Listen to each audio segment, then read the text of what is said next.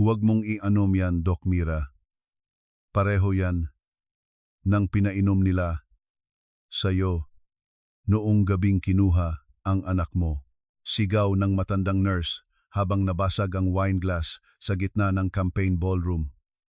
Lumingon ang buong bulwagan. Sa entablado, nagyelo si Adrian Sison na hawak ang mikropono. Sa tabi ko, biglang namutla si Mama Celeste. Pero hindi iyon ang pinakamasamang nangyari. Sumigaw si Nico mula sa ilalim ng mesa, hinahabol ang hininga, namamaga ang labi habang may pulang marka sa leeg niya.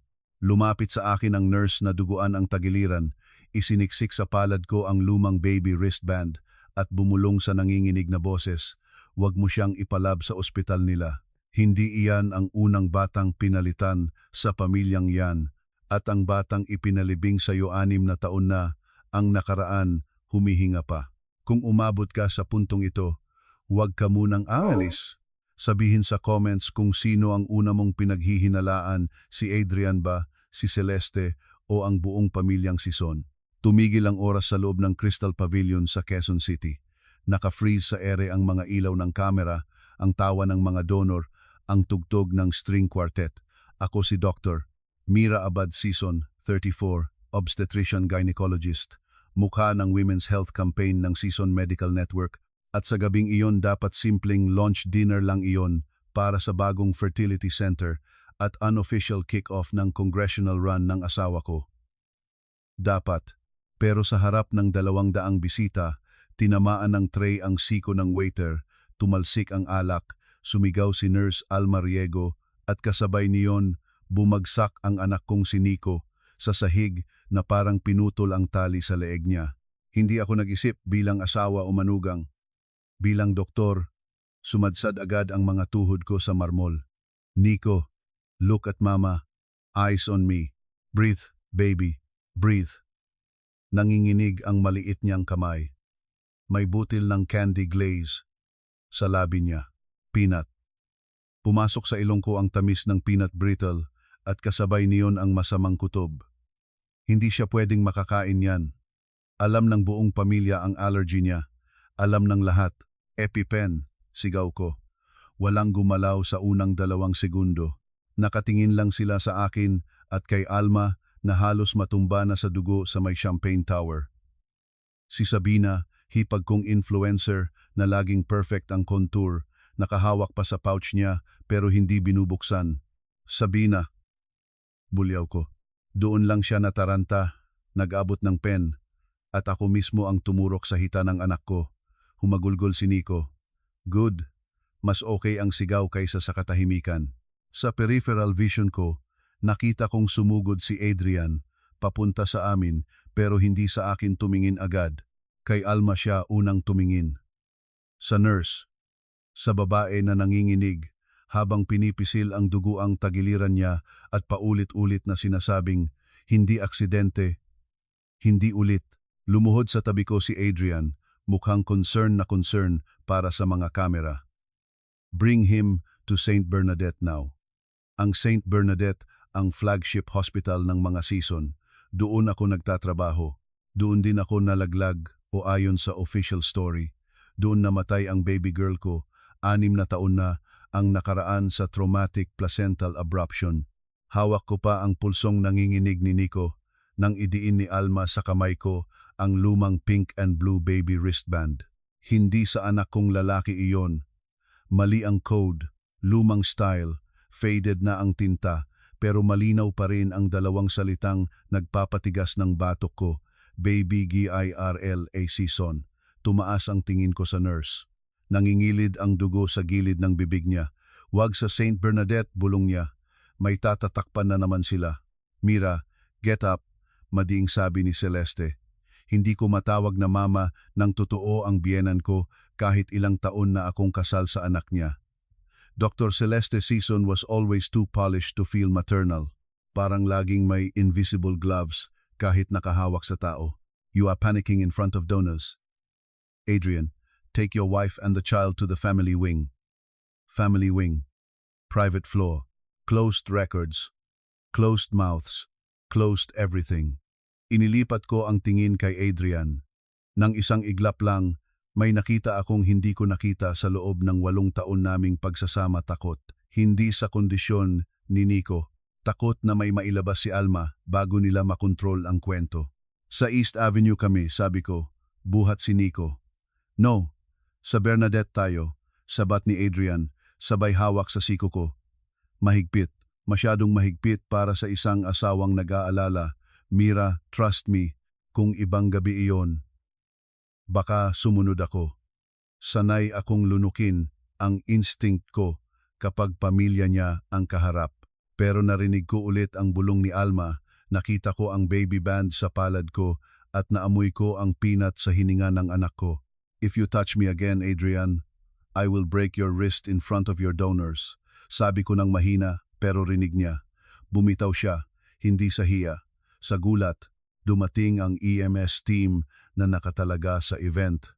Habang inaayos nila si Nico sa stretcher, hinawakan ako ni Alma sa laylayan ng gown ko.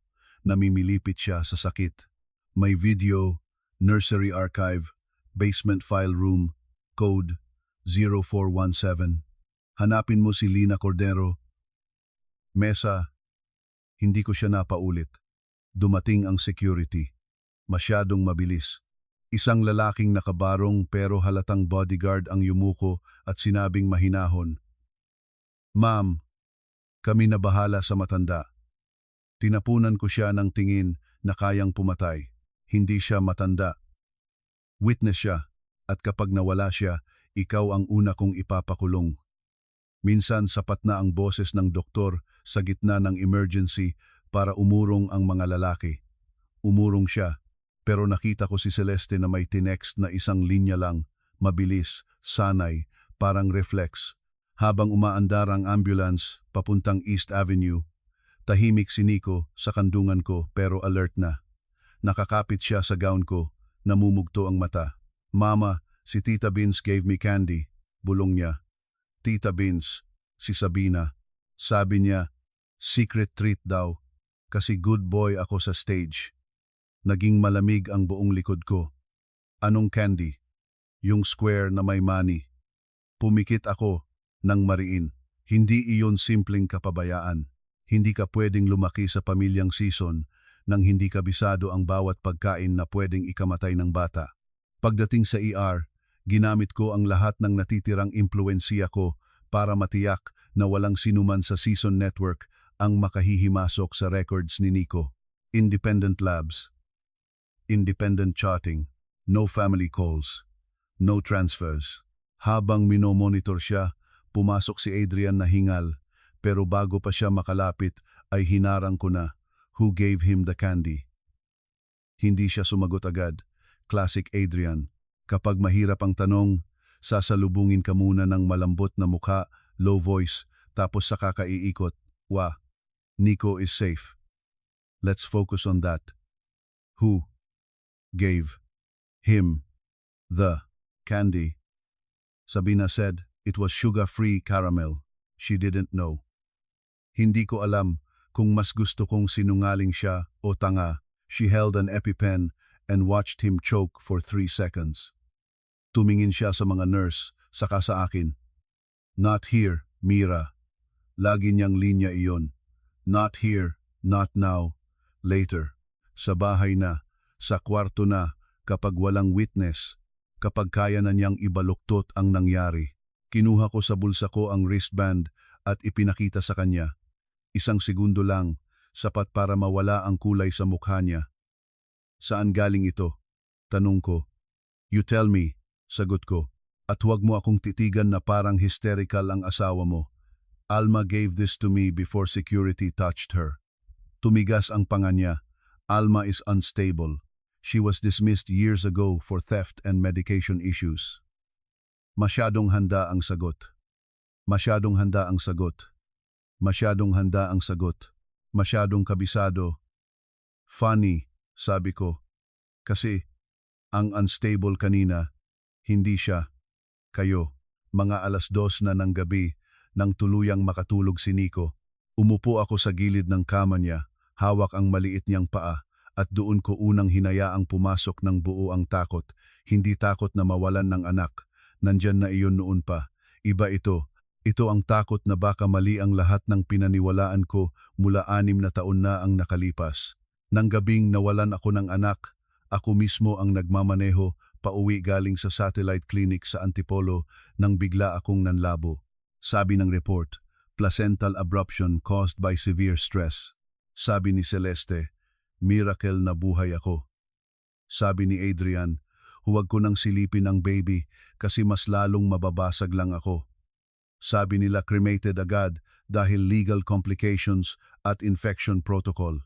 Lahat ng detalye noon, tinanggap ko dahil duguan ako, wasak ako, at sila ang pamilya kong humahawak sa akin o akala ko humahawak. Bandang 1:07 a.m., tumawag ang unknown number. Mahina ang boses sa kabilang linya. Doc, si Alma ito. Napatayo ako. Nasaan ka? Huwag mong sabihin kay Adrian. Wala akong oras. Nakakabit na sila sa akin. Rinig ko ang oxygen sa dulo. Parang nasa charity ward o maliit na clinic. Makinig ka. Hindi peanut lang ang nangyari sa bata. Pinadala ang candy para dalhin mo siya sa Bernadette. Kailangan kanila sa family wing. May papapirmahan sana sa iyo tonight. Napahawag ako sa sink. Anong papapirmahan? Fertility, expansion consent, transfer ng medical oversight. Kailangan nila ang mukha mo, lisensya mo, tiwala ng publiko. Pag pinirmahan mo yon, malilinis ang lahat. Alma, ano ang kinalaman ng wristband? Humabol ang hininga niya. 6 na taon na ang nakaraan. Hindi lang ikaw ang nanganak noong gabing yon. May isa pang babae. Poor patient. Charity ward. Si Lina Cordero. Parehong emergency. Parehong may pressure galing sa taas. May pinalitan. May binura. May batang dinala sa private nursery na hindi dapat doon. At ang baby na sinabi sa yung patay. Hindi patay nang ilabas. Nanlamig ang daliri ko sa phone. Buhay. Buhay. Ulit niya. At may video noon. Hindi lahat nabura. Basement file room. Old server. 0417. Hanapin mo rin ang bracelet na kalahati. Ma'am, bawal po ang cellphone. Nagmadali si Alma. Huwag kang maniwala sa DNA na ibibigay nila. Huwag sa lab nila. At kapag nakita ka ni Celeste bukas na parang may alam ka, tatatakan ka nilang unstable tulad ng ginawa nila sa iba. Biglang naputol ang tawag. Hindi na ako bumalik sa kwarto ni Nico agad. Dumiretso ako sa CR, sinara ang pinto at sumuka, tahimik, walang luha, wala munang drama. Nang matapos, tumingin ako sa salamin at unang beses sa mahabang panahon, hindi ko nakita ang polished na doktor na kayang tumayo sa TV at magpaliwanag tungkol sa maternal health. Nakita ko ang babaeng ilang taon nang maingat na kinukumpuni ang isang sugat na baka pala hindi aksidente ang gawa. Pumasok ang text ni Adrian sa phone ko. We need to go home before the press invents stories. Mom is already handling the donors. Please don't escalate. Sa halip na sumagot, tinawagan ko ang matalik kong kaibigan mula med school na si Attorney Gael Barrera, isang health law shark na hindi kailanman naniwala sa sobrang linis ng mga sison. Gael, gisingin mo sarili mo. I think my son was targeted and I think my dead baby may not have died. Hindi siya nagtanong kung lasing ba ako o hysterical. Nasaan ka? Iyon agad ang tanong niya. East Avenue. Stay there. Huwag kang uuwi sa bahay ng mga sison. Huwag kang pipirma sa kahit ano. At i-forward mo lahat ng hawak mo ngayon.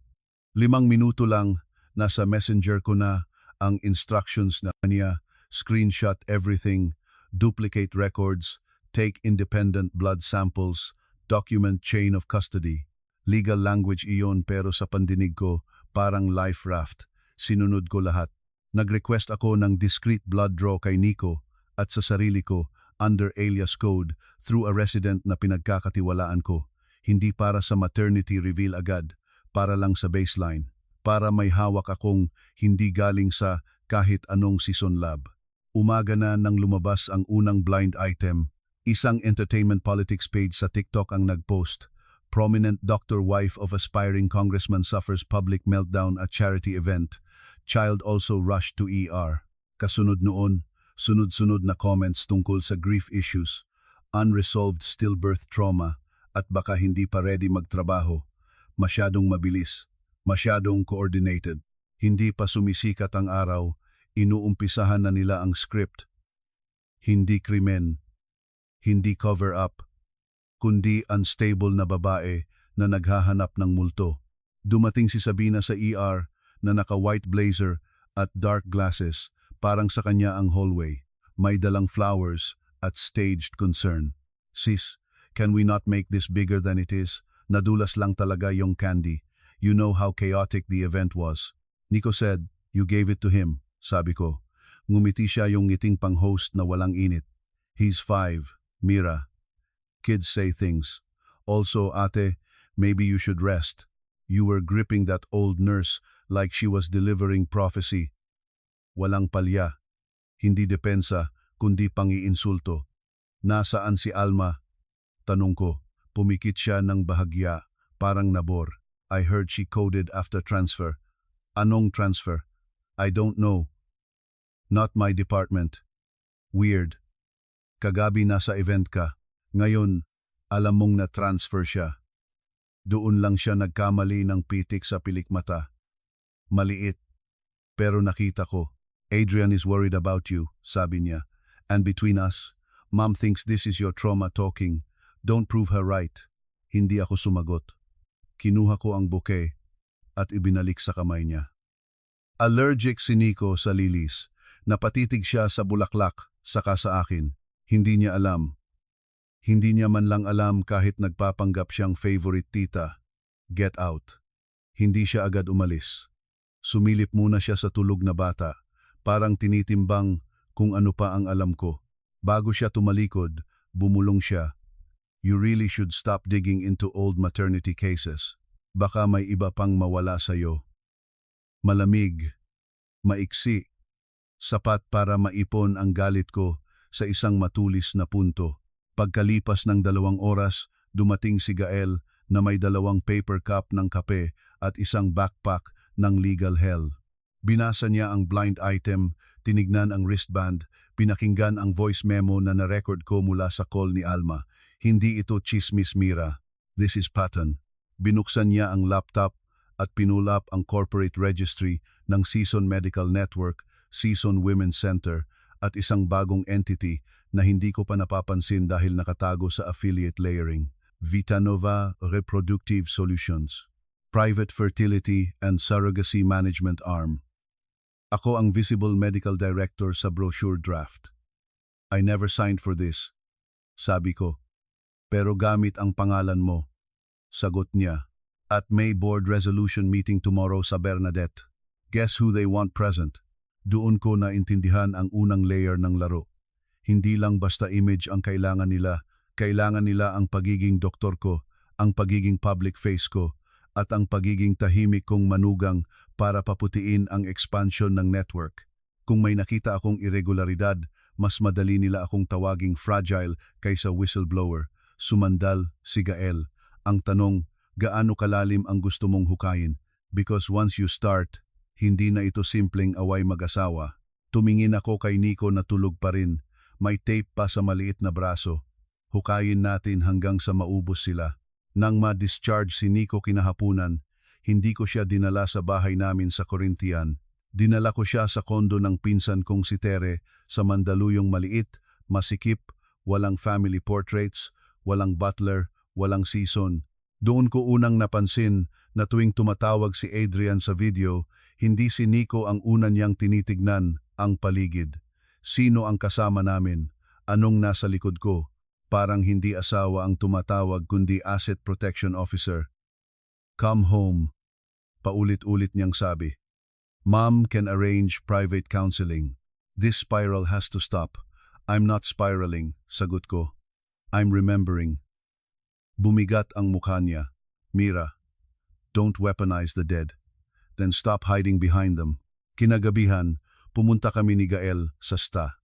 Mesa Market para hanapin si Lina Cordero. Maulan, maputik, amoy isda, at basang karton.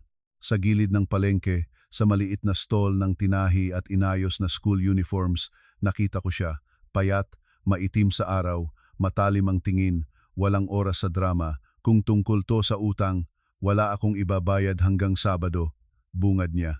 Nang sabihin ko ang pangalan ni Alma, tumigil ang kamay niya sa pagtahi. Patay na ba siya? Tanong niya agad. Hindi ko siya sinagot ng diretsyo. Ipinakita ko ang wristband. Hindi siya umiyak. Hindi siya napahinga ng malalim. Tumigas lang ang mukha niya, parang pader na matagal nang alam ang lindol pero ayaw nang umasa. Akala ko aabutin kayo ng mas matagal bago ako hanapin, sabi niya. Sa likod ng stall, sa masikip na upuan na amoy plantsa at detergent, ikinuwento niya ang gabing 6 na taon na ang nakaraan. Charity patient siya sa Bernadette Extension dahil high-risk pregnancy. Labor siya, kasabay ng isang VIP sa private wing, hindi niya alam noon na ako iyon. Nanganak siya ng batang lalaki. Narinig niya raw ang iyak. Nakitang mabilis na dinala ang baby. Maya-maya, sinabi sa kanya na namatay raw sa respiratory failure. Wala man lang body na ipinakita. Close daw ang protocol dahil nagka-infection issue sa nursery, pero may kakaiba, sabi niya, sabay bukas ng lumang pouch. Kinuha niya ang kalahati ng beaded ankle tag na pinagawa niya para sa baby bago manganak. Ito lang ang naiwan sa akin. Nawala yung kapareha. At bago ako pinalabas, may nurse na natakot ang mata. Si Alma siguro naglagay sa kamay ko ng papel na may apelyido. Season. Ipinakita ko ang picture ni Nico. Nanigas siya. Hindi sumigaw. Hindi yumakap sa phone. Umigting lang ang panga niya. Mata ko yan, sabi niya ng payak. At baba ng tatay niya. Umupo ako ng mabigat. Hindi ko alam kung alin ang mas masakit, ang posibilidad na ninakaw nila ang anak ng babaeng ito at pinalaki ko ng buong puso, o ang posibilidad na totoo iyon at kailangan kong harapin na may inang mas may karapatan sa bawat mama na narinig ko kay Nico. Hindi ko kinutuban si Lina na agad maniwala. Sinabi ko ang totoo. Hindi pa natin alam. Kailangan ng independent DNA. Tumango siya. Kahit ano pa ang lumabas, gusto ko lang malaman kung ilang beses nila akong pinatay bago ako tuluyang tumahimik. Bago kami umalis, binigyan niya ako ng isa pang detalye.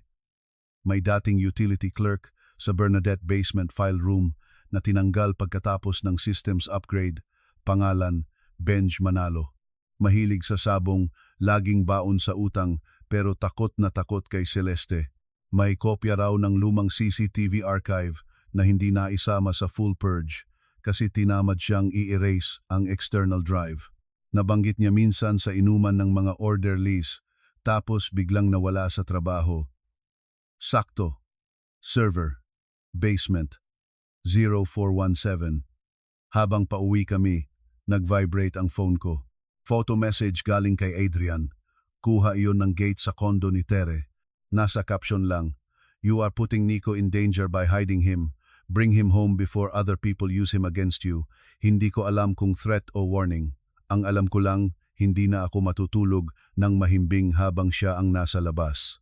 Kinabukasan, dumalo ako sa board meeting ng Vita Nova, sa Bernadette na parang walang alam, cream suit, low bun, calm face. Sa loob, glass walls at chilled air. Sa labas, may 2 security na bago sa paningin ko. Si Celeste ang nagpe-present, hawak ang pointer na parang kutsilyo. With Mira's credibility at the forefront, our Women's Continuity Program will redefine reproductive care for the emerging Filipino family. Sa slide, mukha ko, smiling, Laya, safe.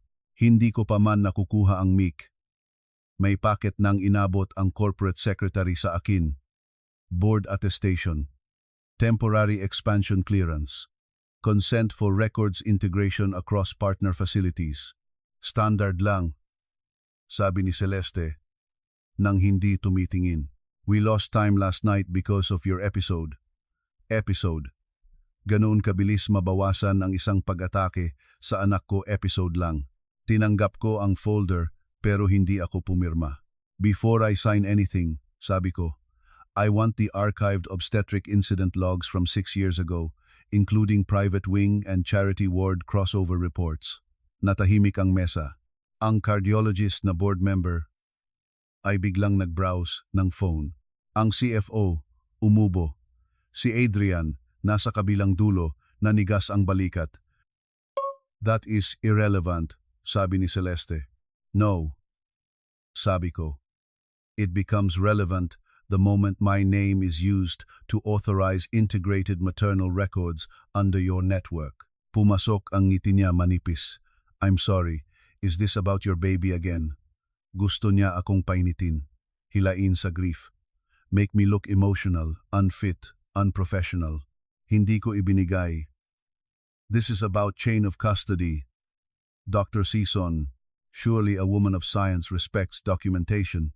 Bumaling si Adrian. Mira, let's not do this theatrically. Tinapik ko ang folder. Then stop staging me. Tumayo ako. No archived logs, no signature. Bago pa niya ako mapaupo uli. Tumunog ang phone ng isa sa board members. Sumunod ang isa pa. Sabay-sabay. May bagong upload. Isang short clip mula sa gala. Ako, hawak si Nico, sumisigaw. Cut. Si Alma, duguan, kumakapit sa akin. Cut. Caption. Congressman's wife melts down. Attacks retired nurse at charity event. Mabilis ang edit. Mabilis ang spin. Tumingin sa akin ang buong board na parang may contagious psychosis ako. Interesting timing, sabi ko. Sino ang nag-release? Walang sumagot, pero kita ko ang maikling ngiti ni Sabina sa reflection ng glass wall. Nasa labas pala siya, nanonood. Paglabas ko ng boardroom, hinarang ako ni Adrian sa private corridor. What do you want from me, Mira? Tanong iyon ng lalaki na gusto pa ring kontrolin ang frame ng usapan. The truth. You want impossible things. No. I used to want love from the wrong people. Now I want documents. Pumikit siya sandali, halatang kinakalkula kung anong version ng sarili niya ang ilalabas. Concerned husband? Defensive heir? Guilty co-conspirator? Pinili niya ang intimacy. Come home tonight. No lawyers, no scenes. I'll tell you what I can. What you can, or what your mother allows. Doon siya napatingin sa akin ng diretso. You think everything is mom, isn't it? Hindi siya sumagot. At ang katahimikan niya ang unang totoong sagot. Hindi ako umuwi. Sa halip, kami ni Gael pumunta sa lumang staff canteen sa likod ng Bernadette Annex para salubungin si Benj Manalo. Dumating siyang nakakap, pawis na pawis, halatang gustong umurong. Ma'am, wala akong alam diyan. Sinabi ko lang kay Lina noon na may weird sa system. Nilapag ni Gael sa mesa ang printed screenshot ng corporate shell structure at listahan ng possible criminal violations. If you help us now, witness ka. If you run, accessory ka. Wala siyang nagawa. At akating sign, inamin niyang may natirang external drive mula sa old nursery server dahil hindi na isama sa official purge noong nag-upgrade si Celeste ng security system. Itinago raw niya sa locker ng kapatid niya sa Cubao Bus Terminal dahil may utang siyang hindi mabayaran at balak sana niyang ibenta ang info someday. Pero may isa pang problema, sabi niya. Hindi lang video ang nandun, may special folder na locked with 0417. Alam ng IT na date iyon ng something important sa mga sison. Hindi namin binuksan kasi baka matrace. Kinuha namin ang drive kinagabihan. Mula Cubao, dumiretso kami sa maliit na studio ng dating campus journalist na si Enzo de la Cruz. Ngayon ay nagpapatakbo ng investigative livestream channel na madalas awayin ng malalaking pamilya dahil hindi siya nababayaran para tumahimik. Hindi ko siya kaibigan, hindi ko pa nga siya lubos na gusto, pero kailangan ko ng taong marunong magtago ng files sa 3 cloud, 5 hard drive at 7 backup link habang may nagbabanta sa buhay namin. Sa unang tingin sa drive, ngumisi siya. Doc, either urban legend to o jackpot. Either way, hindi na boring ang week ko. Pinagdiskitahan niya ang encryption habang si Gael nagdidraft ng protective affidavits. Ako naman, nakaupo sa sulok, hawak ang mug ng kapeng malamig na at nagtatanong sa sarili ko kung kaya ko bang mabuhay matapos malaman ang buong totoo. 11:42 p.m. nang bumukas ang folder 0417, hindi video agad ang lumabas, spreadsheet muna. Coded names, charity mothers, private placement, NICU holds, transfer fees. Placement fees? Bulong ko. Nag-scroll si Enzo. May column ng amount. May initials ng receiving coordinators. May isa pang tab na may notes, donor urgency, no parental contact, expedited declaration, special handling. Hindi ko kailangang maging genius para maintindihan. Hindi lang medical negligence ang nasa harap namin. Baby laundering, medical trafficking, disguised as crisis management. Tumunog ang ngipin ko sa panginginig ng pangako. Video, hanapin mo ang video, sabi ko. Tinipa niya ang petsa ng delivery ko. May 3 clips. Sa unang clip, kita ang charity ward corridor. Dinala si Lina sa OR. Sa ikalawa, private wing. Ako, maputla, semi-conscious, sinasalubong ng team ni Celeste. Sa ikatlong clip, nursery station. Grainy, pero klaro ang galaw. Isang healthy male infant na may temporary ankle beads at standard wrist tag ang inilagay sa bassinet C. Maya-maya pumasok si Alma at isa pang nurse. Sumunod si Celeste. Sa loob ng wala pang 2 minuto, pinalitan ang tags. Kinuha ang male infant, dinala sa private access door. Isang ibang bassinet ang ipinasok, newborn, female. Mahina ang iyak. Nag-freeze ang dibdib ko. Zoom, ginawa ni Enzo. Kahit pixelated, nakita ko ang maliit na birthmark sa balikat. Crescent shape. Ang eksaktong markang meron ako sa likod ng kanang balikat. Family mark daw, sabi ng lola ko noon. Oh my God! Bulong ni Gael. Hindi pala simpleng ninakaw ang anak ni Lina at ibinigay sa amin. Mas malala, may 2 sanggol, 2 buhay ang binura at inilipat sa magkaibang direksyon. Ang batang lalaki ni Lina dinala sa private route. Ang batang babae ang baby na maaaring akin hindi ko nakita kung saan dinala pagkatapos. Putol ang footage sa puntong iyon. Sumunod ang access log, manual override by season, private nursery transfer approved. Walang destination. Walang completion note. Nilamon ako ng katahimikan. Sa tabi ko, si Enzo lang ang unang nagsalita. Doc, hindi na ito family issue. This is syndicate behavior with hospital privileges. Bago pa kami makakilos, may kumatok sa metal shutter ng studio, 3 sunod-sunod. Signal ni Enzo na walang bisita. Pinatay niya agad ang monitor, sumilip sa CCTV. Shit. 3 lalaki. Isa sa kanila, kilala ko, head of security, ng Bernadette. Sumulyap si Gael sa akin. Back exit. Now. Wala nang debate. Kinuha namin ang drive, laptop clone at tumakbo sa likod na eskinita. Habang bumababa kami sa madulas na bakal na hagdan, narinig ko ang pagbundol sa harap. Open up. Hindi press ang naghahanap sa amin. Cleanup crew iyon. Sumakay kami sa lumang delivery van ni Enzo at halos sumalpok sa basurahan sa pagmamadali. Sa rearview mirror, nakita kong may itim na SUV na umikot palabas ng kanto. Nakita ko ang plate, Season Foundation Vehicle. Sa biyahe, nagring ang phone ko. Sa lugar na hindi mo kayang i-lockdown. Mira, listen to me carefully. Kung ano man ang nakuha mo, hindi mo naiintindihan ang buong picture. Then, enlighten me. Bakit may spreadsheet ng placement fees sa ilalim ng maternity archive? Tahimik siya ng 2 segundo. Sapat para hindi na ako magduda kung involved ba siya. Mom handled operational decisions, sabi niya sa wakas. Hindi ko alam lahat. But you knew enough to lie to me for 6 years. I was trying to protect you. Napatawa ako. Maikli, masakit. Men always call it protection when what they mean is control. Biglang pumasok ang isa pang boses sa line, si Celeste. Naka-speaker pala siya. Bring the files back, Mira. You are carrying records you are not legally allowed to possess. Records of children you sold. Sagot ko. Careful. Malamig niyang sabi.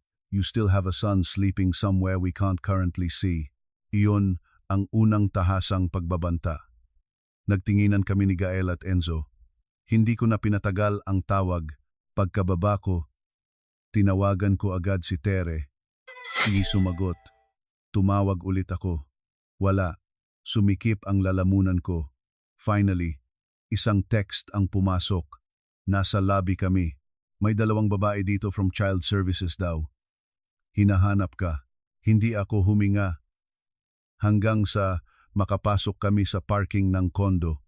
Pag-akyat namin, nadatnan kong umiiyak si Nico sa sofa. Hawak ni Tere, at may 2 babae nga mula raw sa Child Wellness Protection Desk na may dalang papel. Tiningnan ni Gael ang IDs nila at ngumiti ng walang saya. Fake accreditation. Cute attempt. Naglaho ang professionalism ng isa. Tumayo at nagsabing, Ma'am, may anonymous concern po kasi tungkol sa child endangerment. You forged state IDs. Putol ni Gael. Sit down before I call the actual agency. Tumakbo palabas ang 2. Bago pa matapos ang banta, umupo ako sa sahig sa harap ni Nico at niyakap siya ng mahigpit. Mama, are the bad people from TV? Bulong niya. Napapikit ako. No, baby. Just stupid people. Humagulgol siya. Ayoko na sa candy.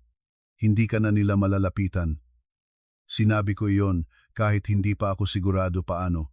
Nang gabing iyon, inilipat namin si Nico at si Tere sa safe apartment ng pinsan ni Gael sa Pasig under a different building name, no digital booking trail. Habang tulog si Nico, pinag-usapan naming 3 ang susunod na galaw. Hindi pa sapat ang footage para ilabas agad ng walang legal scaffold. Kailangan ng DNA, affidavits, at buhay na witness. At may isa pang masakit na tanong na hindi ko matakasan, nasaan ang batang babae sa footage.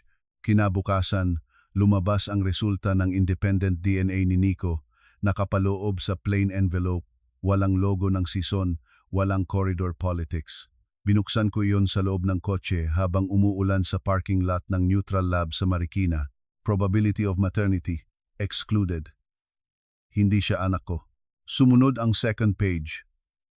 Probability of maternity for Lina Cordero, 99.97%. Wala ng mundo sa loob ng 10 segundo. Nandoon lang ang ulan sa windshield at ang sariling tibok ko na parang may gustong kumawala sa dibdib. Hindi siya galing sa katawan ko. Pero siya ang batang binantayan ko noong trangkaso, ang sinamahan ko sa unang swimming class, ang yumayakap sa leeg ko tuwing bangungot.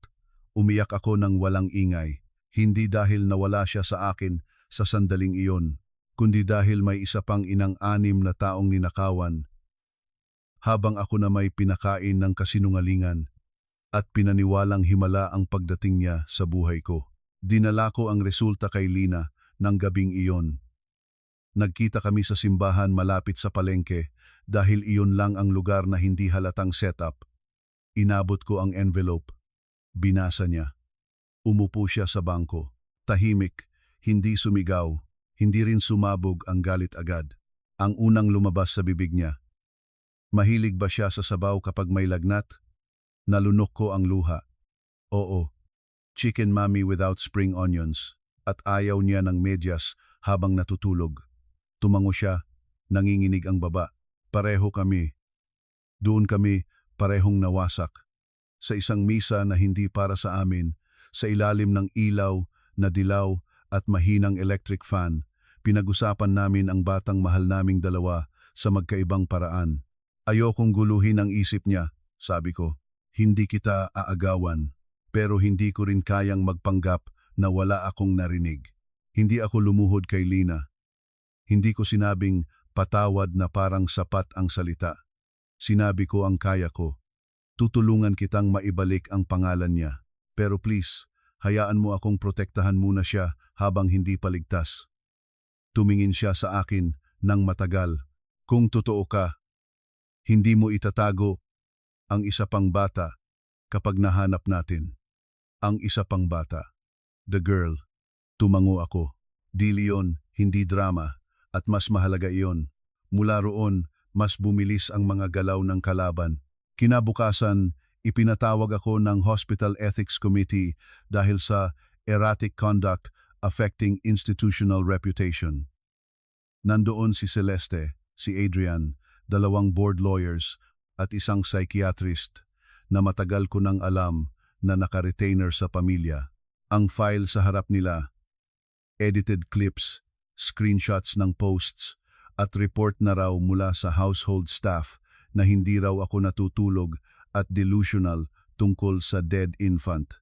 We are concerned about your capacity to make sound decisions for yourself and for Nico, sabi ng psychiatrist, na hindi man lang ako kinakausap bilang pasyente dati. Then concern yourself with actual data. Sagot ko, inilapag ko sa mesa ang independent allergy report, fake child services IDs, at affidavit ni Tere tungkol sa attempted pickup. Since we're discussing capacity, maybe let's discuss who is trying to access my child outside lawful channels. Napasandal si Adrian.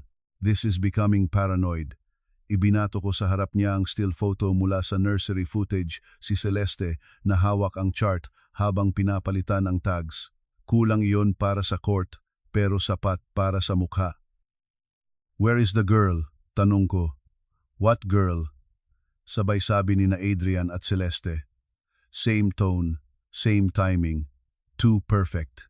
The baby girl transferred from private nursery under manual override. My daughter. Sa unang pagkakataon, nabasag ang composure ni Celeste. You are not fit to utter that word if you are basing it on stolen, contextless surveillance clips. Hindi na ethics committee iyon. Interrogation chamber na may aircon. Tumayo ako. Good. Then sue me. Discovery will be fun. Mira, stop before this becomes unfixable. It already is. You don't understand my mother. I understand her too well now. Tinamaan niya ang railings sa inis. You think I had a choice? Nandyan na tayo. Hindi innocence. Choice. Ano ang choice na wala ka? Tanong ko. Umigting ang panga niya. The night you bled out, the hospital was already exposed on 2 prior neonatal complaints, 1 more public scandal, and the network would collapse.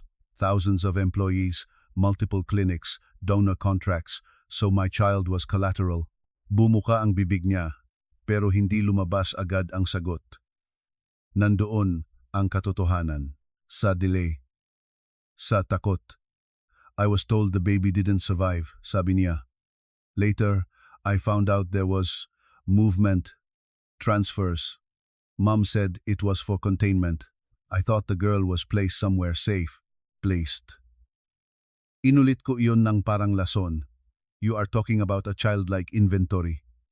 Hinawakan niya ang ulo niya. I was trying to hold everything together. No, you were trying to hold your surname together. Bago siya makalapit, bumukas ang stairwell door. Si Sabina. Sorry to interrupt your divorce foreplay, sabi niya. Pero mom says if ate keeps making scenes, she'll release the old psych consult from after the stillbirth. The one where she said she didn't want to live. Nilingon ko siya ng dahan-dahan. Do it. Natigilan siya. Hindi niya inasahan. What? Leak it. I survived that grief. The public will survive reading it. Ang hindi nila masusurvive ay maternity trafficking logs na may pangalan mo sa donor campaigns. Umatras ang ngiti niya. Maliit lang, pero umatras.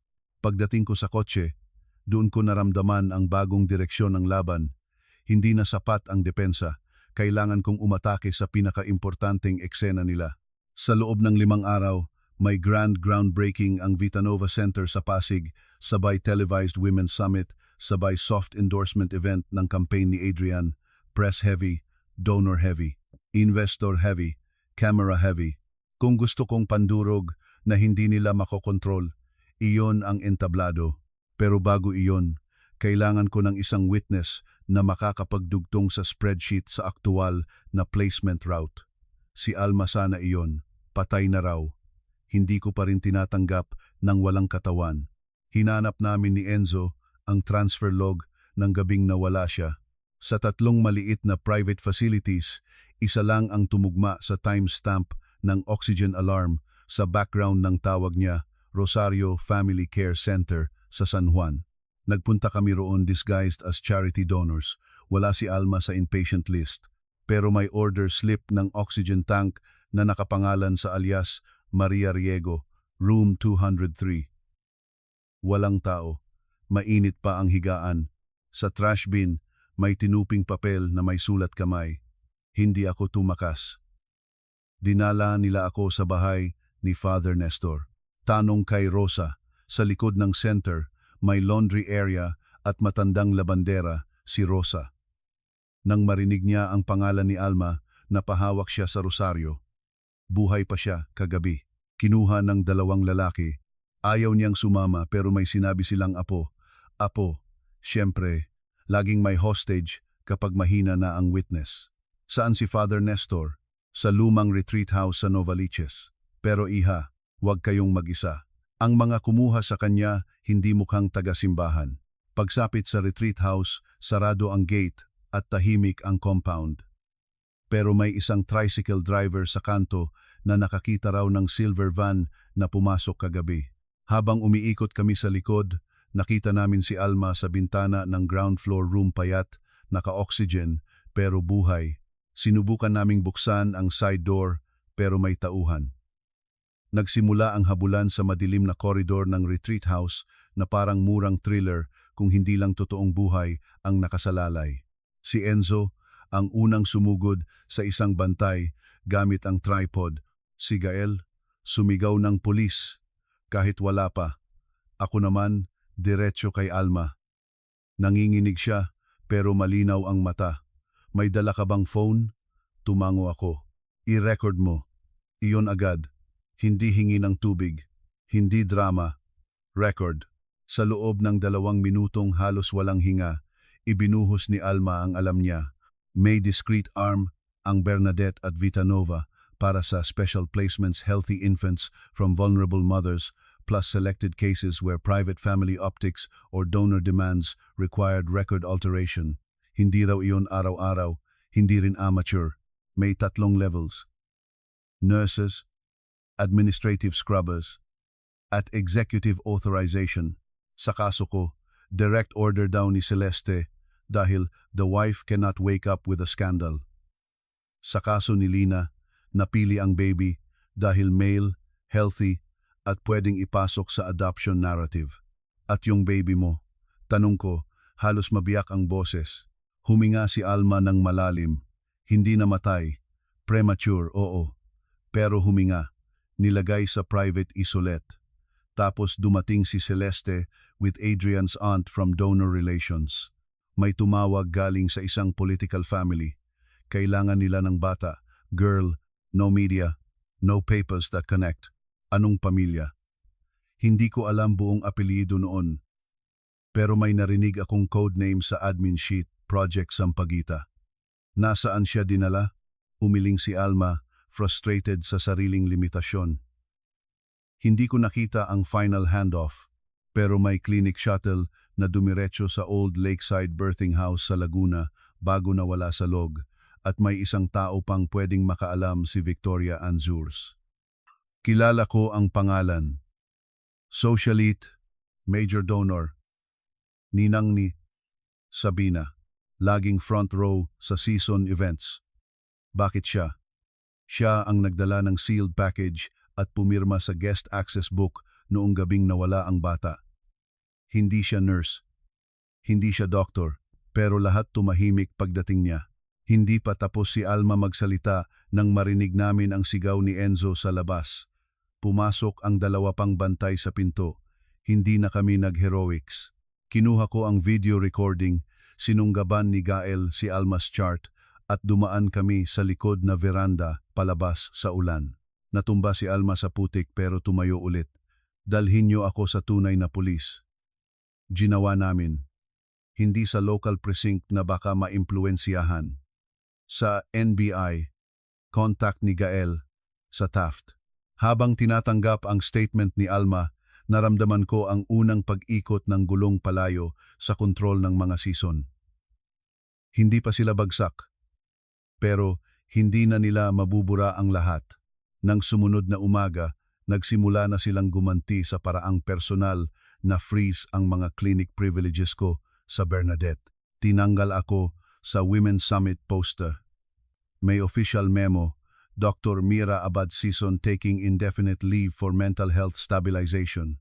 Kasunod noon, lumabas sa news sites ang leaked psych consult ko mula 6 na taon na ang nakaraan kasama ang pinakamasasakit kong linya matapos raw akong mawalan ng anak.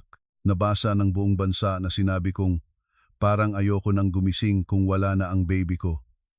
Totoo iyon. Hindi ako nahiya sa sakit ko. Nahiya ako na ginamit nila iyon bilang sandata. Tumawag ang isang morning show producer para bigyan ako ng tsansa magsalita na ang totoong ibig sabihin ay gawing spectacle ang pagguho ko, tinanggihan ko. No interviews yet, sabi ko kay Enzo. Hindi ako iiyak sa format nila. Ako ang pipili ng ilaw. Pero kahit anong tapang ko sa harap ng kamera, may mga sandaling bumibigay ang tuhod ko kapag nag-iisa. Sa isang gabi sa safe apartment, nadatnan ako ni Nico sa kusina, nakaupo sa sahig, hawak ang baby wristband at ang half-anklet ni Lina. Mama, why are you holding tiny things? Tanong niya. Umupo siya sa harap ko, gusot ang buhok. Hindi ko pwedeng ibuhos sa kanya ang giyera ng matatanda, pero hindi ko rin kayang magsinungaling ng buo. Because some grown-ups lied about babies a long time ago. Did they lie about me? Diretso. Ganoon ang mga bata. Hindi sila umiikot. Sumasaksak sila sa gitna. Hinaplos ko ang buhok niya. They lied to many people, but one truth never changed. Mahal kita. Tinitigan niya ako ng matagal. Ikaw pa rin ang mama ko. Kung pwede lang sanang tumigil ang mundo para sa tanong na iyon.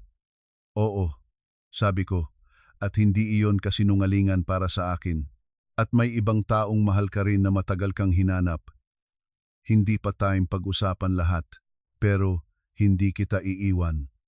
Pumikit siya at yumakap ng tahimik. Hindi ko alam kung may karapatan pa ba ako sa ginhawang iyon. Pero noong gabing iyon, pinili kong alagaan siya muna kaysa parusahan ang sarili ko. 3 araw bago ang summit, natuntun namin si Victoria Anzures sa isang charity luncheon sa Makati. Hindi siya babae na basta hahabulin sa parking. Kailangan ng tamang pressure, kaya ipinadala ni Enzo sa kanya ang isang still image mula sa nursery clip at isang simpleng mensahe. We know you entered Bernadette on April 17, 2014 AM. Meet or be named. Siya mismo ang pumili ng venue private tea room sa hotel, maraming guard, maraming salamin. Pumasok siyang parang walang tinatago. Pearl earrings, cream silk, smile ng taong sanay mag-donate para mahugasan ang dugo. What exactly do you think you know, Dra? Mira, sambit niya habang hinahalo ang tsaa. Enough to know you weren't visiting a patient that night.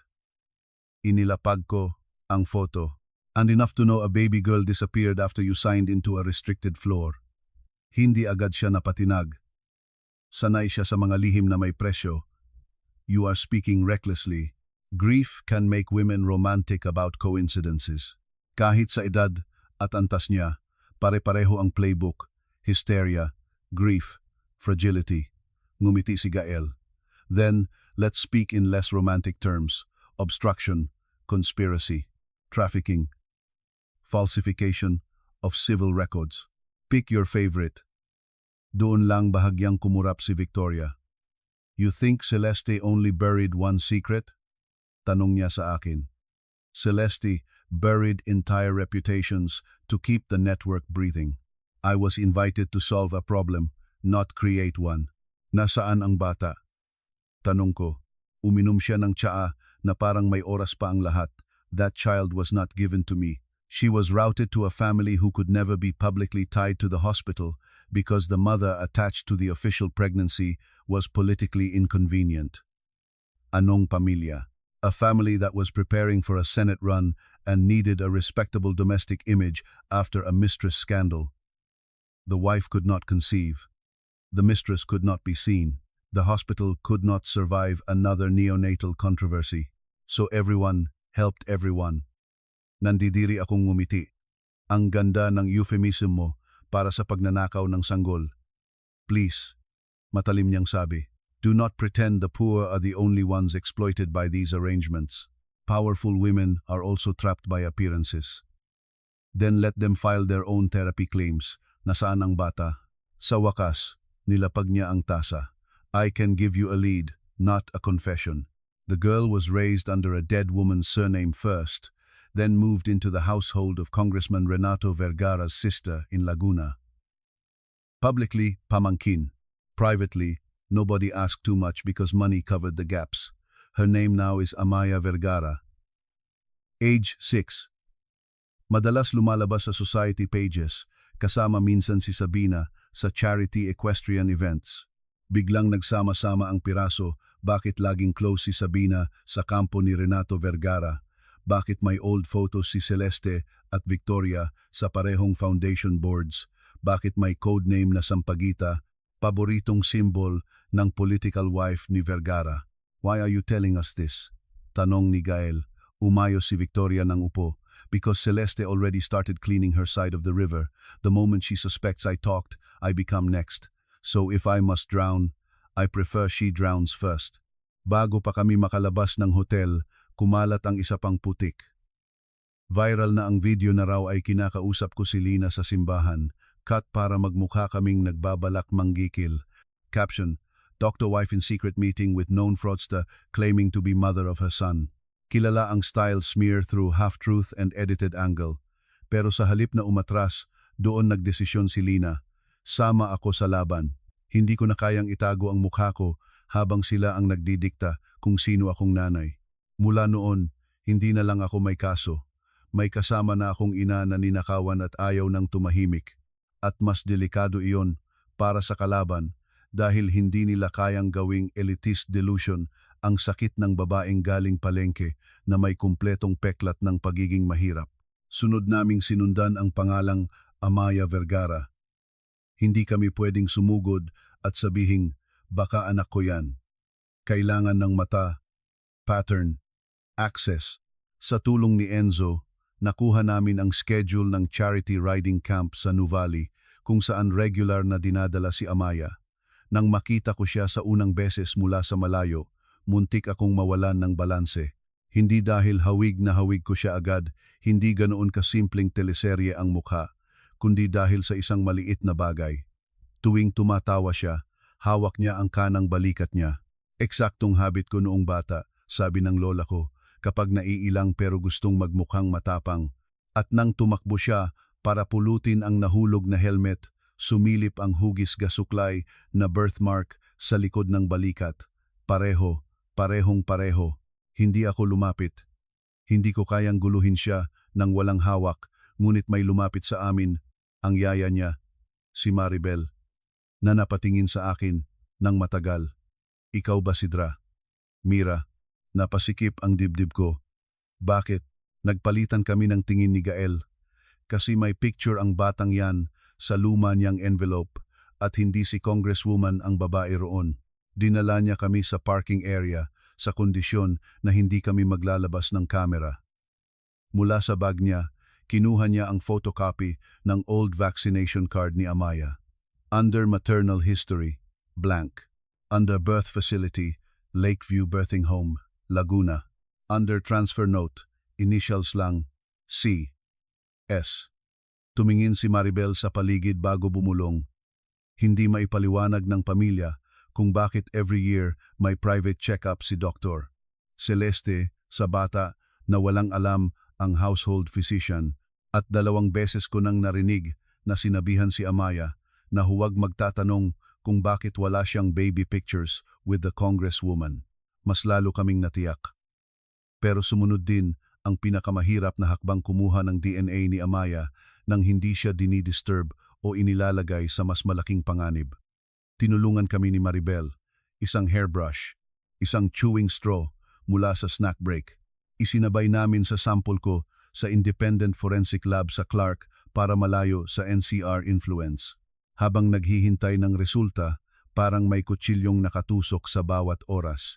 Kasabay niyon, pumasok sa balita na umurong si Adrian sa 2 campaign event dahil sa family matter.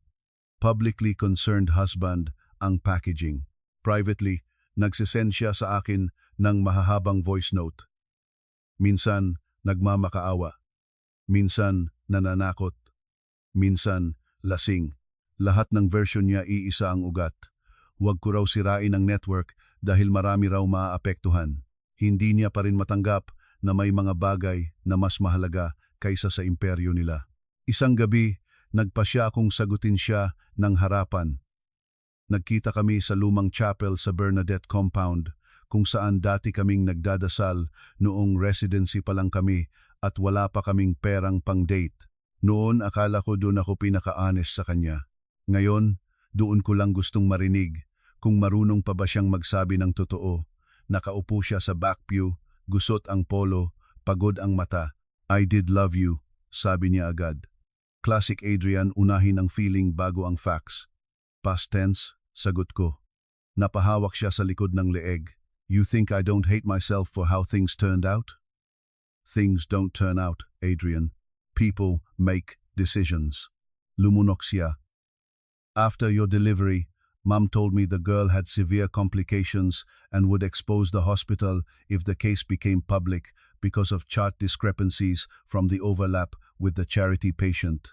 She said a placement would protect everyone, including you. Then when you crashed, emotionally, she found a way to bring the boy into our life. I told myself, maybe this was mercy. Maybe this was a way to save our marriage. By handing me another woman's son, I didn't know whose son he was until later. And later you still stayed. Napatayo siya, because by then everything was chained together. The network, the campaign donors, the lawsuits, Sabina's endorsements, Mom's debts. Sabi ko. So there it is. Debts. Doon siya napatingin sa altar. Mom has been plugging holes for years. The network isn't as liquid as people think. Some expansions were funded through off-books guarantees. If the trafficking story breaks, the banks, the donors, the political alliances, everything implodes. Good, sabi ko. Napatitig siya sa akin. Parang ngayon lang niya talaga nakita kung gaano na ako kalayo sa babaeng sanay magpatawad sa kulang niyang paliwanag. Mira, kung itutuloy mo to, they will come after your license, your custody, your sanity. Then they should have thought of that before selling children. Hindi na siya nagmakaawa. Doon siya naging delikado. Lumapit siya, mahina ang boses. If you go public before I can contain this, Mom will burn everything. Not just records. People. Alma. Lina. Even the girl, if she thinks the political side will turn on her. Tinulak ko siya palayo. Then pray I move faster than your mother. Kinabukasan, dumating ang DNA result ni Amaya. Probability of maternity, 99.94%. Umupo ako sa gilid ng kama sa safe house at hinawakan ang papel ng parang balat ng apoy. Anak ko siya. Buhay siya.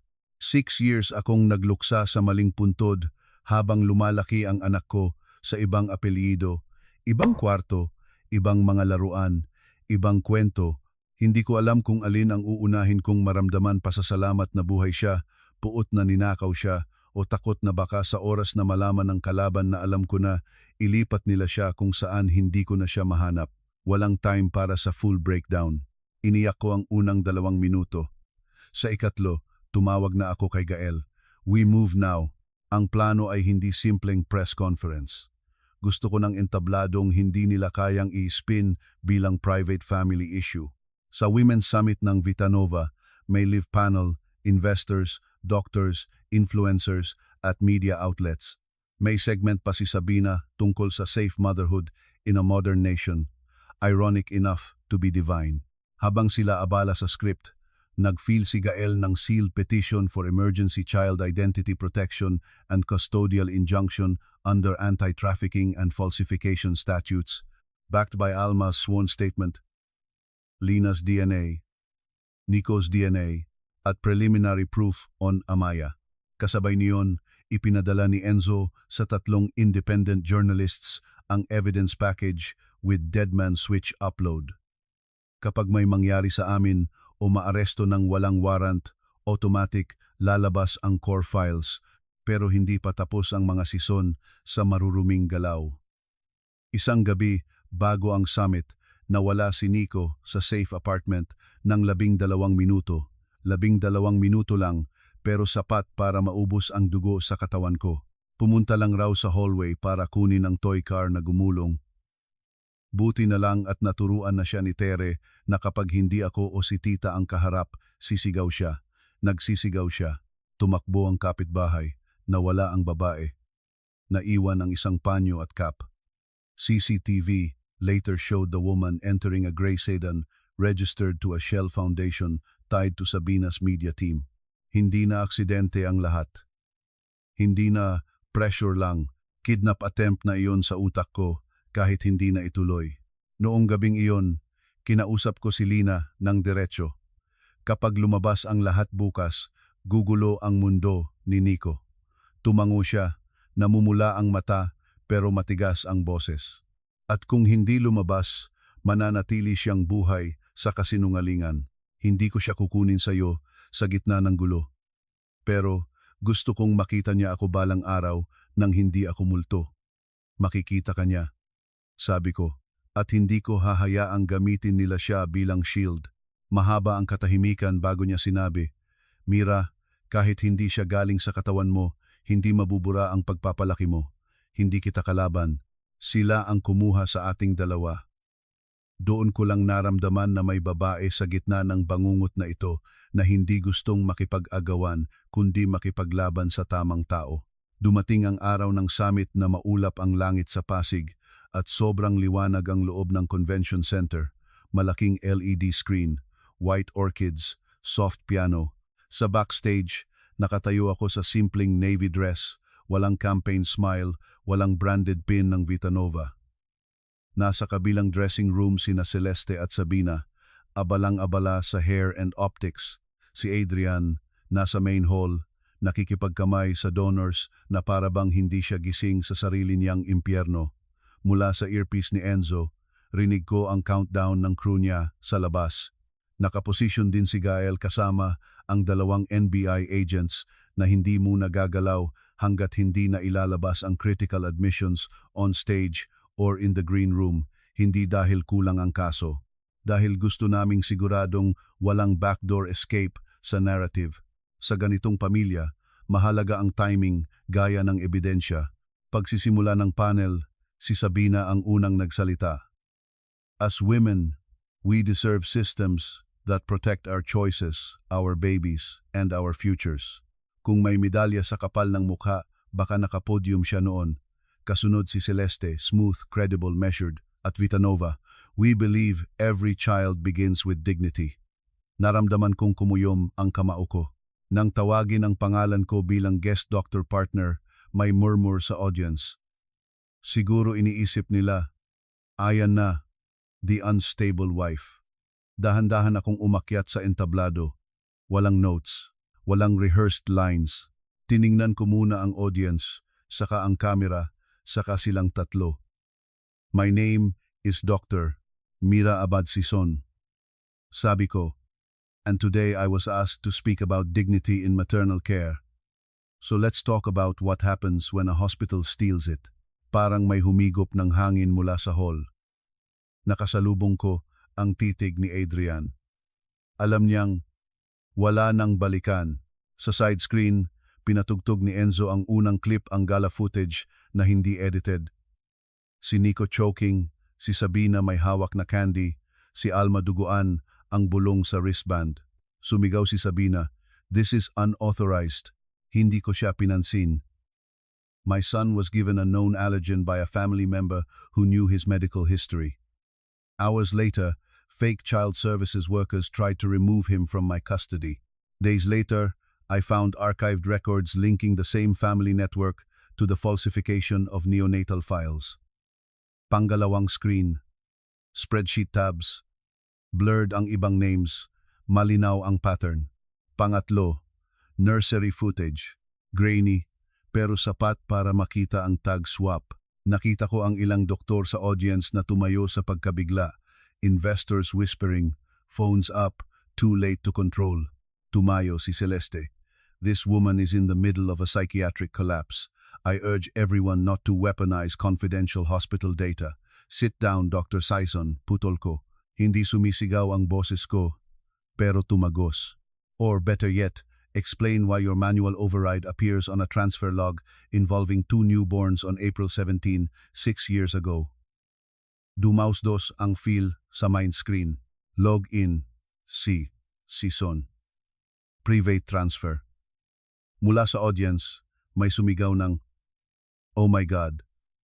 Tumingin ako kay Adrian, and since we're tired of women being called unstable every time they uncover male cowardice, maybe my husband can explain why he allowed me to raise a boy whose records were stolen from a charity mother while my own daughter was rooted into a political household. Nangginginig ang hall. Hindi noise. Shock. Sinubukan ni Adrian kunin ang mic mula sa akin pero humarang si Gael mula sa gilid ng stage. Touch her and I add coercion on camera, malamig niyang sabi.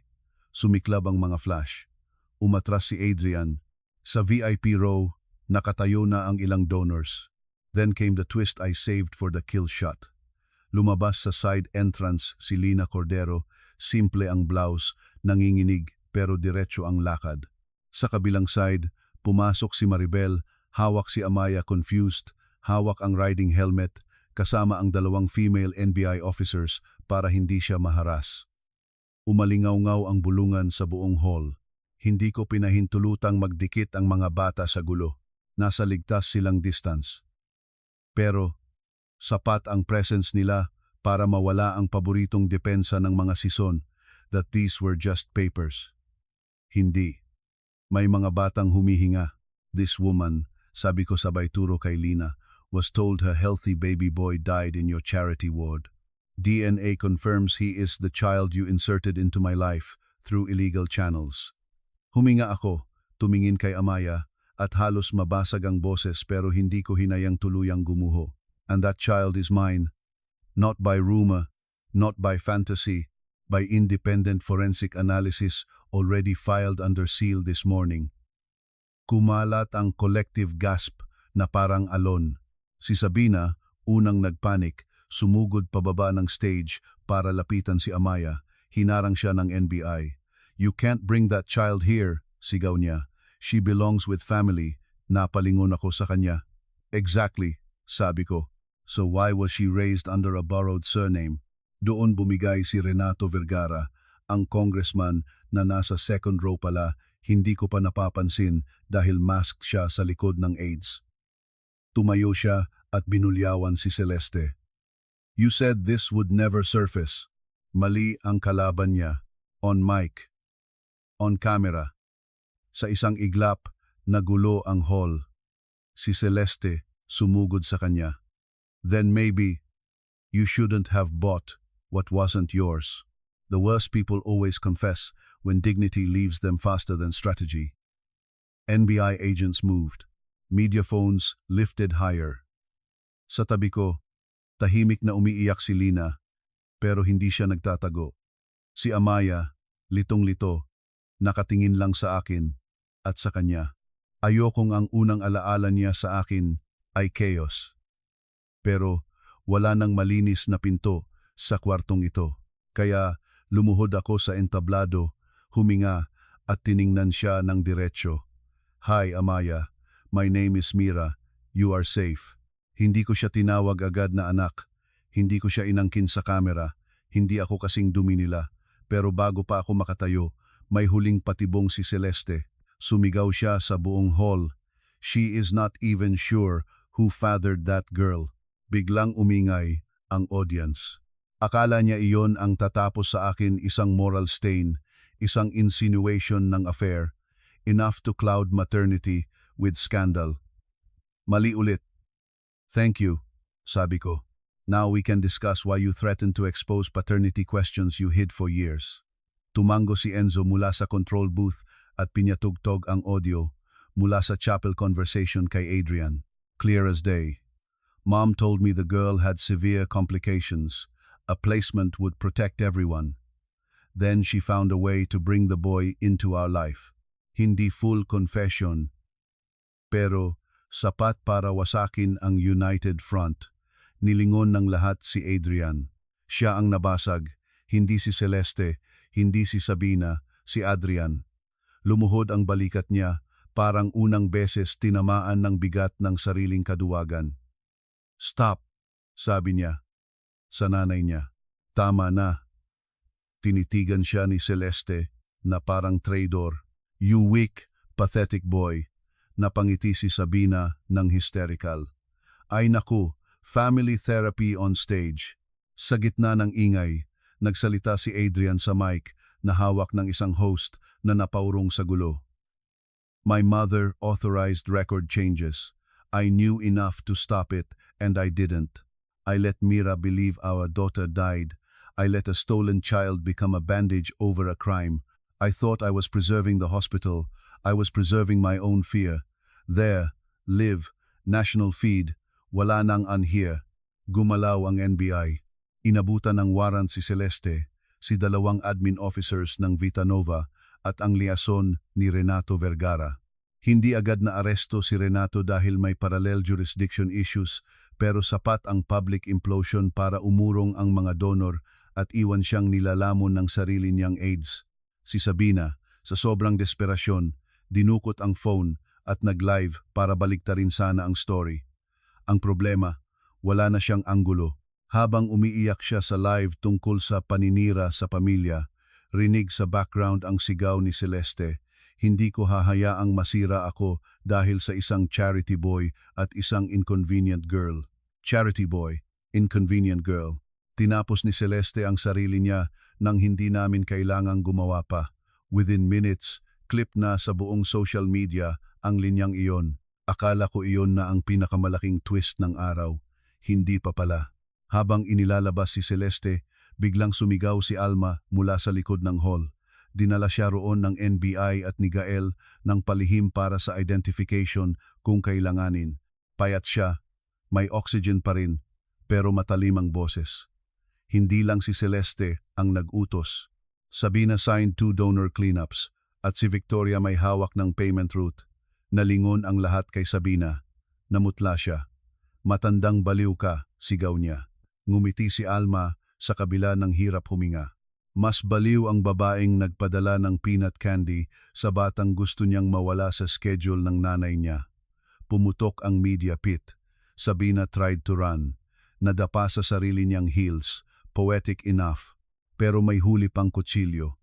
Sa gitna ng pagkalat ng gulo, lumapit sa akin si Maribel at ibinulong ang isang bagay na nagpabago sa susunod kong hakbang. Doc, hindi alam ni Amaya na adopted lie siya, pero may isa pang bata sa household ni Vergara na laging may private lab runs, a boy, 12. Laging dala sa Bernadette quietly. Hindi ko agad nakuha ang koneksyon. Tapos naalala ko ang isang line sa old spreadsheet, donor urgency, female infant, future compatibility. Sumikip ang sikmura ko. Compatibility. For what? Hindi ko sure, sabi niya, pero narinig ko minsan ang house nurse possible transplant daw in the future. Biglang nagdugtong ang isa pang bangungot.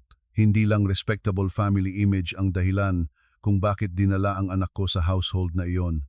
Baka may medical value siya para sa isa pang bata doon. Baka insurance policy siya, spare future match. Mas matindi, mas malamig, mas organisado kaysa sa inakala ko. Hindi ko na pinatagal ang speculation. Sa parehong araw, nag-file si Gael ng amended petition including potential medically motivated custodial concealment. Nagmukha ng masahol ang kaso. Ang political family side biglang nag-deny at sinabing si Amaya raw ay kamag-anak sa malayong probinsya na inampun lang due to tragedy. Pero dahil live na ang DNA at naghahanda na ang court order, nagsimulang mag-unravel ang kanilang domestic staff.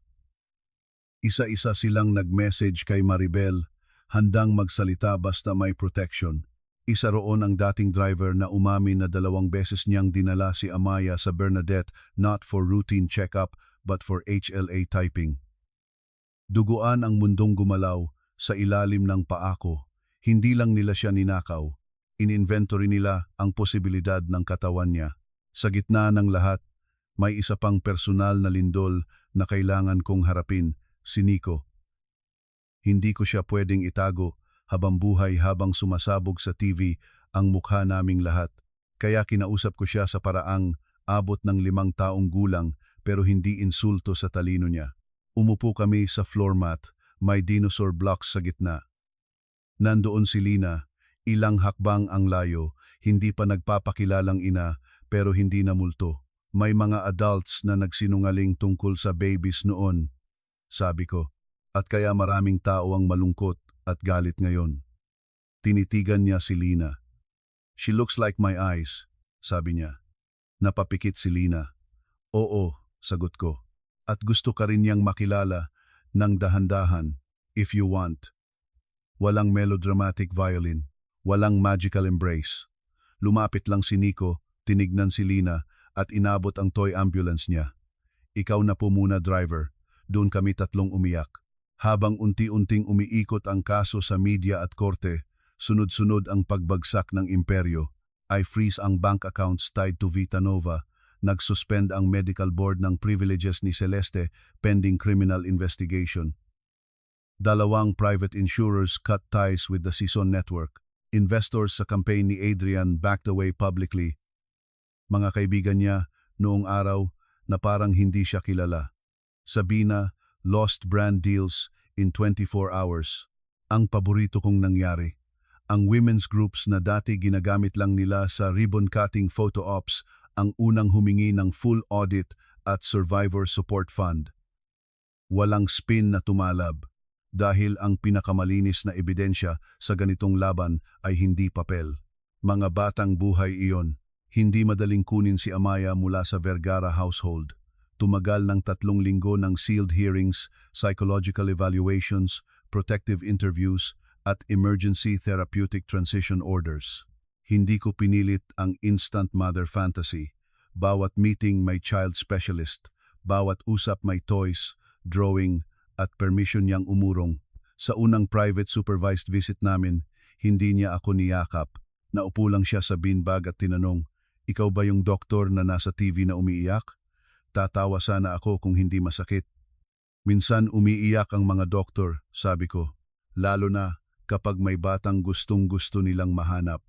Hinawakan niya ang kanang balikat niya, sabi ni Tita V. Special mark ko raw ito.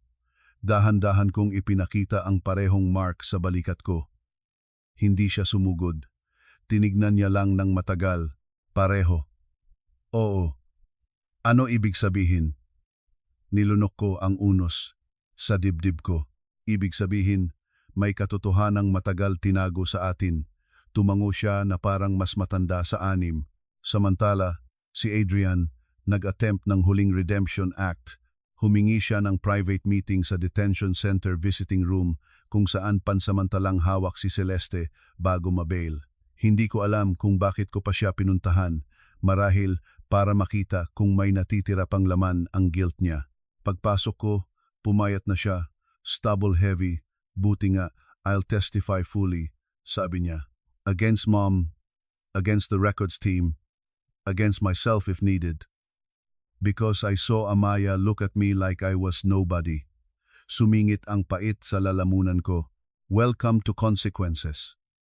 Nangingilid ang luha niya, pero hindi ko na kayang damayan. Mira, I know sorry means nothing. But I want to help bring down everyone tied to this Victoria, Renato, the donor roots, all of it. Tiningnan ko siya ng matagal. You want absolution from the right audience. I'm not the audience for that anymore. Nanginginig ang kamay niya sa mesa. Then, use me as evidence. Doon ko naintindihan na wala nang natira sa marriage namin kundi utility. At sa pagkakataong iyon, okay lang. Hindi lahat ng ending kailangang may redemption arc para sa lalaking huli ng natauhan. Fine, sabi ko. Talk. Under oath, no edits, no bargaining for your image. And don't ever call what you did protection again. Tumango siya, hindi bilang asawa, bilang witness. Ang tunay na final twist ay dumating nang buksan ng forensic audit ang old death tunnels ng Season Network. Akala namin ang trafficking ang pinakamadilim. Hindi pa pala. Lumabas na si Celeste had quietly financed the network's expansion deficits and Sabina's influencer lifestyle by using not only illicit placements, but also fertility medication trials routed through poor women's clinics without full informed consent. Hindi kasing laki ng baby switch scandal sa headlines, pero sa legal weight, pandurog iyon. At doon tuluyang nag-flip ang ilang dating loyal doctors. Kapag sanggol, kaya pa nilang sikmurain bilang isolated anomalies sa isip nila. Kapag experimental exploitation na ng buhay na buntis, wala na, one by one, nagsalita sila. Ang linis ng pamilya, naging landfill ng testimonya. Sa ikalawang buwan ng kaso, tinawagan ako ni Victoria Anzures mula sa private rehab facility kung saan siya nagtago. Akala ko manipulative na naman, pero may huli pa pala siyang bala. Hindi si Renato ang original intended placement for your daughter, sabi niya. Napahigpit ang hawak ko sa phone. What? He became the solution only after the first client backed out. The original order came from inside the Sison family itself. Celeste wanted to keep the girl near enough to monitor, but not near enough to expose. She considered placing the baby under Sabina's papers first. Nanlamig ako. Why didn't she? Because the donor compensation tied to the political household was bigger, and because Adrian refused to raise a girl at home that could one day contradict the stillbirth narrative if you recovered. Napapikit ako. Kahit sa sariling laman ko, pinili niyang mas madaling alibi. Ang pagiging lalaki niya, ang campaign optics, ang ginhawa ng kasinungalingan, lahat mas matimbang kaysa pag-uwi ng anak namin sa bahay. Hindi ko na kinailangan ng impormasyong iyon para manalo sa kaso, pero kinailangan ko iyon para tuluyang mamatay ang natitirang nostalgia ko sa lalaking minahal ko. Sa maraming taon, pinilit kong paniwalaan na si Adrian ay duwag lang sa anino ng ina niya. Ang totoo, siya rin ay may sariling pasya. At pinili niya ang bersyong iyon ng buhay kung saan convenient ang pagkawala ng anak ko. Pagkatapos noon, wala nang sentimental na nalalabi. Mas malinaw ang paghinga ko. Minsan pala, ang closure, hindi luha. Clarity, unti-unting nagkaroon ng bagong ritmo ang buhay namin. Si Nico, dahan-dahang pinakikilala kay Lina sa supervised, playful visits. Hindi siya biglang tinuruan na palitan ako. Hindi rin namin itinulak si Lina na magpanggap na okay lang ang lahat. There were hard days. May mga gabi na ayaw ni Nico umalis sa kandungan ko. May mga hapon na biglang tatanungin niya si Lina kung bakit wala siya noon sa kindergarten recital. At may mga sandaling maglalakad lang si Lina palabas ng room para umiyak sa hallway dahil bawat sagot ay parang punit sa 6 na taong nawala. Pero totoo ang proseso at mas marangal iyon kaysa sa kahit anong kasinungalingan ng mga season. Si Amaya naman, mabagal pero matalim ang paglapit. Hindi siya clingy, hindi siya dramatic. Para siyang batang sanay mag-obserba bago magtiwala. Minsan sa therapy playroom, habang nagdodrawing siya ng kabayo, bigla niyang tinanong, bakit hindi mo ako hinanap noon? Hindi sapat ang kasi sinabi nilang patay ka, pero iyon ang totoo, kaya iyon ang binigay ko. Hinahanap kita araw-araw sa paraang alam ko noon. Mali ang pinaniwala sa akin. At noong nalaman kong may mali, hindi na ako tumigil. Tinignan niya ako ng tuwid, so hindi mo ako pinamigay? Hindi, hindi. Doon lang siya dumikit ng kaunti sa braso ko. Maliit na galaw, malaking himala. Sa huling preliminary hearing na open sa media, dinala si Celeste ng naka-white blazer pa rin, trying to look composed, but the camera loved cracks more than pearls. Nang tanungin siya kung inaamin ba niyang nag-authorize siya ng emergency transfers without lawful parental consent, ngumiti siya ng malamig at sinabing, I made decisions that preserved institutions bigger than any one woman's emotions. May collective disgust sa courtroom. Hindi niya maintindihan na tapos na ang panahon kung kailan ang ganyang linya ay tunog leadership. Ngayon, tunog monster na. Sa kabilang bench, si Sabina umiiyak ng umiiyak dahil nawala raw lahat sa kanya: shows, endorsements, followers, future. The algorithm she worshipped had moved on to a new villain clip. Paglabas ng korte noon, hinarap ako ng media. Ang dating ako, iiwas, controlled statement, no personal details. Pero hindi na ako ang dating ako. Tumayo ako sa tapat ng microphones at sinabi ang pinakamalinaw kong natutunan.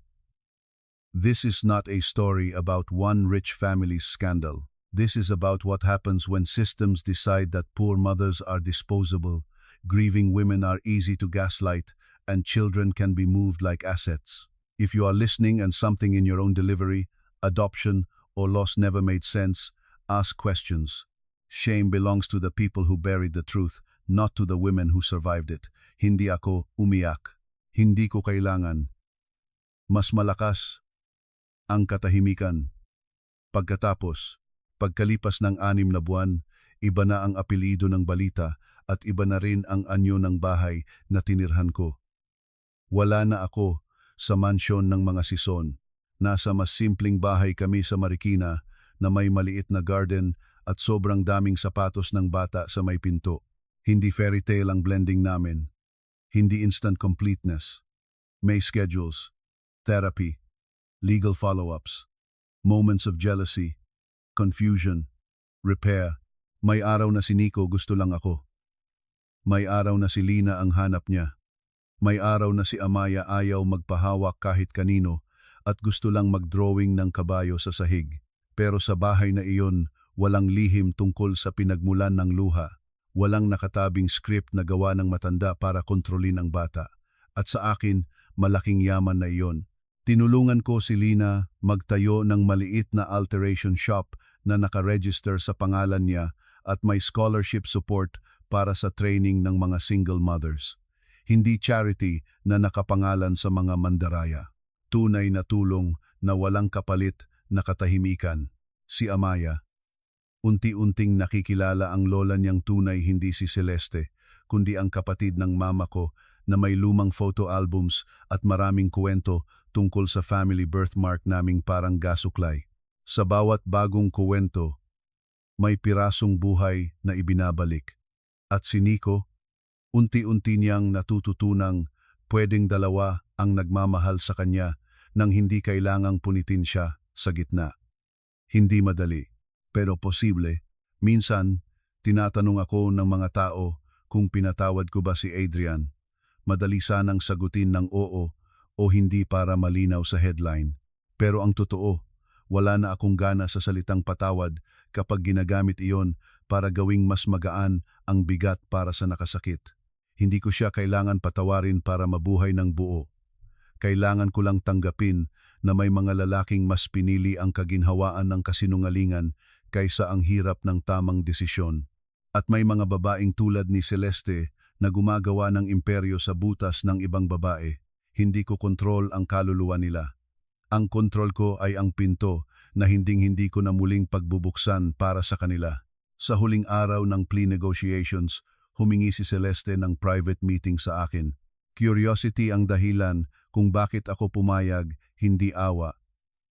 Sa loob ng legal consultation room, mas maliit siya tingnan kaysa sa alaala ko, pero hindi pa rin mahina. You think you won because you are righteous, sabi niya. You won because you were useful to louder forces, media, politics, outrage. Tinitigan ko siya. And you think you lost because you were unlucky. That's your sickness. Never accountability, always strategy. Napahigpit ang labi niya. Everything I built fed thousands of families. At ilang sanggol ang ginamit mong hollow block. Hindi siya sumagot. Bago ako lumabas, sinabi niya ang huling sandatang alam niyang masakit. Your daughter will hate you one day for the chaos you dragged her through. Huminto ako sa pinto. Maybe, but at least she will hate me while knowing my face. Not a gravestone you wrote for me. Iniwan ko siyang nakatingin sa sariling anino sa one-way mirror. Ang pinakamatinding payoff ng lahat ay hindi nangyari sa korte, sa TV o sa headlines. Nangyari iyon 1 linggo ng hapon habang maulan sa labas at nagluluto ako ng champorado. Si Nico nakaupo sa counter, pinapanood si Lina na mag-sew ng maliit na patch sa paborito niyang shorts.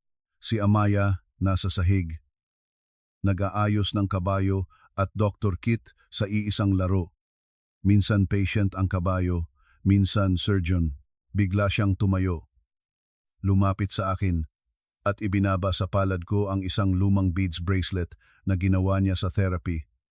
Half moon blue, half moon yellow, para hindi ka na malito kung sino kami, sabi niya. Kasi pwede naman sabay, di ba? Family and truth. Napatawa ako ng may kasamang luha. Oo, sabi ko, pwedeng sabay. Pero truth muna.